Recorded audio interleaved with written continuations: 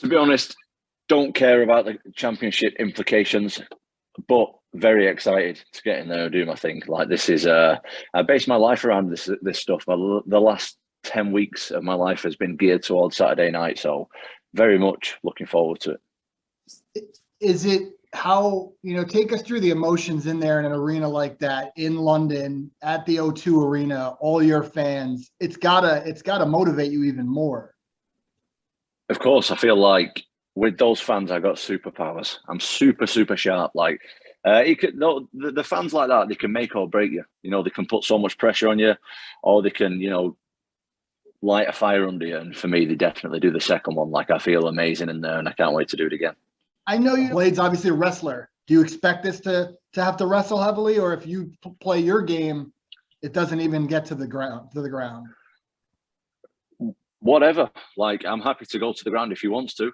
I've done a lifetime of grappling. I've been grappling since I was a child, so I'm easy. If he wants to take me down, let's do it. If you want to grapple a little bit, we'll have a little wrestle if he wants to. If we want to do a bit of punching and kicking, we'll do that as well. Whatever he wants to do. You're at the stage in your career, I guess, where every opponent, every fight is going to be the biggest fight. Is Blaydes the toughest opponent, though, that you've seen so far? Of course. But the UFC matchmakers told me that nobody wants to fight Curtis Blaydes. They put the offer to me with nobody wants to fight Curtis Blaydes. Do you want to fight him or do you want to fight somebody else? And I was like, no one wants to fight Curtis Blaydes. I'll be the guy who fights him. No problem. I don't mind that. The heavyweight champion in your division, Francis Ngannou, wants to fight the heavyweight champion of the boxing world from your neck of the woods. Can Francis go in there? I know you haven't fought Francis yet.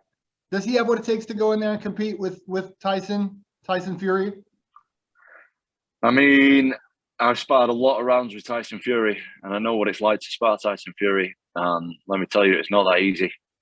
It's not that easy. A lot of these MMA people think, well, yeah, I punch all the time, like I can box. No, you can't box somebody who's been boxing the whole life. It doesn't work like that. I'm not saying you can't land a punch and knock him out. Of course you can. But when it comes to skill level, Tyson Fury is miles ahead of anybody that I've seen with my eyes anyway. So I don't know. Obviously, when Francis is fighting, there's always got a puncher's chance, but the worlds apart in skill level.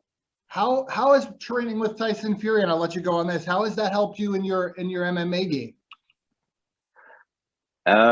Massively. It helps me a lot mentally more than anything because he's such a good guy and he doesn't take himself too seriously.